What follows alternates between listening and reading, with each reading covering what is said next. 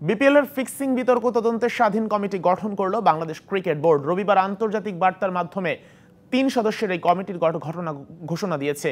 এই কমিটির আহ্বায়ক করা হয়েছে আপিল বিভাগের সাবেক বিচারপতি মির্জা হুসেইন হায়দারকে। তিনি এই ৩ কমিটির প্রধান হিসেবে দায়িত্ব পালন করবেন।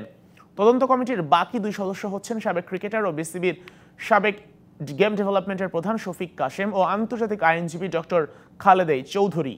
বিবৃতিতে জানানো হয়েছে এই কমিটি বিসিবি ও বিসিবির দুর্নীতি বিরোধী বিভাগকে তদন্ত ও বিশুদ্ধতা নিশ্চিতে সহায়তা করবে।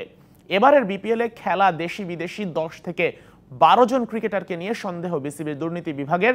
তবে সেই সন্দেহের তালিকায় আছেন কয়েকজন বিদেশি ক্রিকেটারও। এছাড়া অ্যান্টি কারাপশন ইউনিটের সন্দেহের তালিকায় আছে বিপিএল এর ৮টি ম্যাচ।